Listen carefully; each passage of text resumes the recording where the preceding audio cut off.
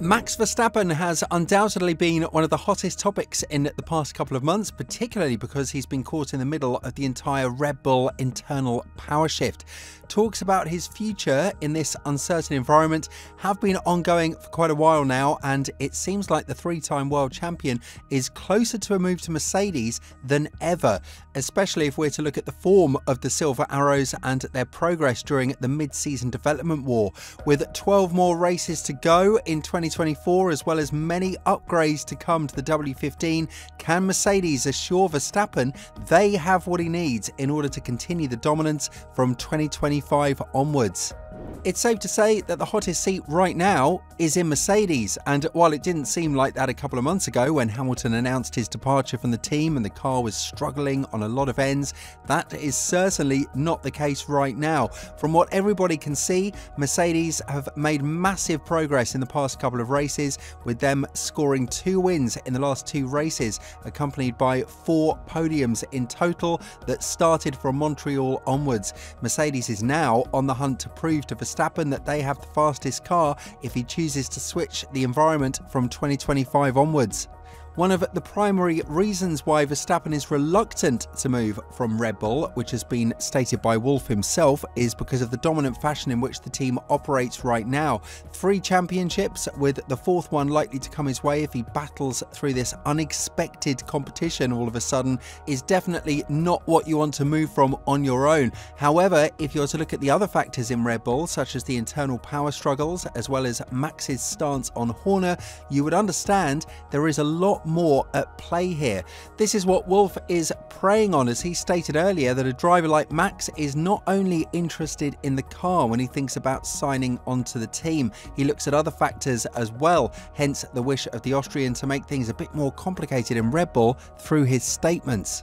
All of this goes to show that there's a lot of work to be done in Brackley in the next couple of races, and with Red Bull being more or less a one-man show in both of the championships, it's inevitable that they will get a lot of challenges by the end of the year. Mercedes have finally found what they've been missing for so long, and when Allison said that the team led by him was kind of stupid in missing out on what's been in front of their noses the whole time, you could understand what type of performance is going to come down the pipeline for the W15, especially if you consider the fact that they locked the front row in Silverstone and won the race on pure merit. Sure, Verstappen did have a damaged floor that cost him around 1/10 per second in his outlap, but even with the perfect floor in the race, he was no match for the Mercedes cars in the first stint on the medium tyres and lost ground to the McLarens as well.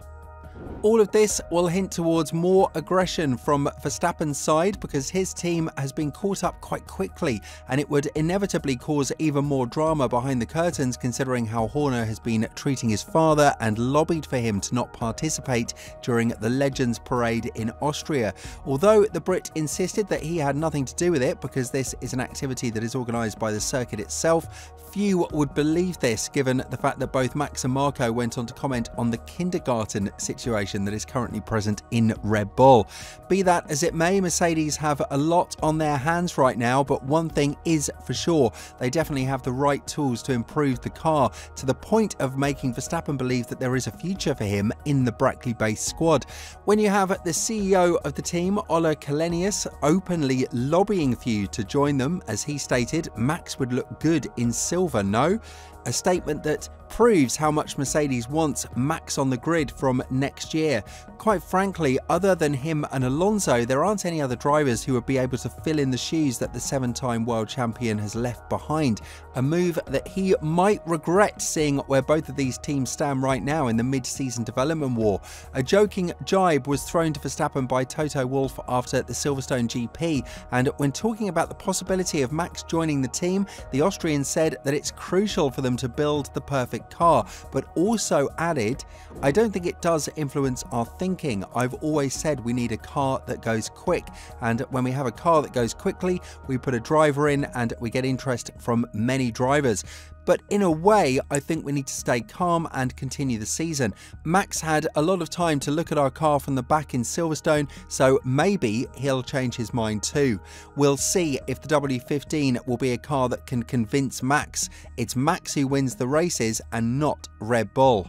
Then again, it's quite surprising that Mercedes has been able to unlock so much performance all of a sudden, but if you're to look at the statements from Allison, this wasn't meant to be a surprise rather than a genuine fulfillment of the plans. For example, a couple of months ago, the technical director of Mercedes said that we are going to see a car that would fight for podiums, maybe even race wins by the end of the summer break, and 2 races before the break actually came, Mercedes had won the Austrian and British GPs, as well as capitalized on a couple more podiums in Montreal and Barcelona.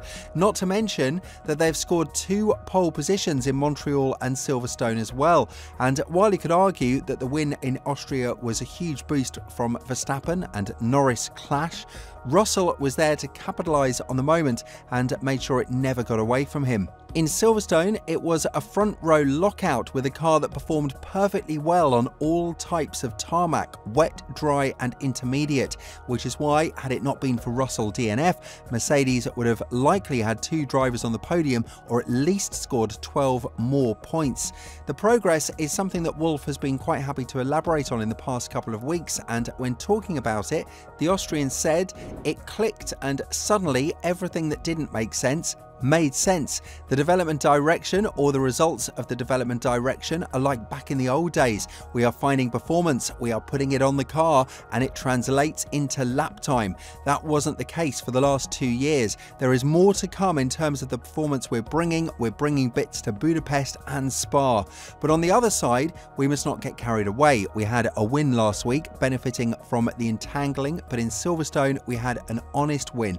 We had the real pace. We had George and Lewis in the lead, and in almost all conditions we had the real pace. We were there. The massive boost is that the team has been able to fix the simulator issue that has been causing a lot of headaches for them over the past couple of months, especially because they were unable to find where they are losing performance, or more importantly, where they can unlock more. While the rivals were quick to point fingers to the illegal wing of Mercedes, this is something that has been denied heavily by Wolff, who stated that everything that is deemed legal by the governing body of the FIA should be directed towards as such, and no further talks should be reignited just because they've been able to find a solid platform to work on. Still, apart from Verstappen, we must not forget the fact that Mercedes do have a young protege in F2 called Kimi Antonelli, and with Sainz taking so long to decide about his future, it's not a secret that Wolff has sparked the talks again for the 3-time race winner joining Mercedes, even though it might be on a 1-year tenure. While Mercedes is willing to put Antonelli in as soon as possible, the words of the Austrian team principal were loud and clear. The seat is Verstappen's to lose, and if he chooses to not join Mercedes from 2025 onwards, then we're going to see a different driver and different developments in the events. With all this in mind, do you think that Mercedes did enough to convince Verstappen that they can be a force to be reckoned with from 2025 onwards? And more importantly, do you think that the 3-time world champion would be willing to exit Red Bull if he wins the 4th in 2024, just like Vettel did back in the day in 2013? Let us know what you think in the comments below, and once you've done that, have a look at the video that's on your screen right now.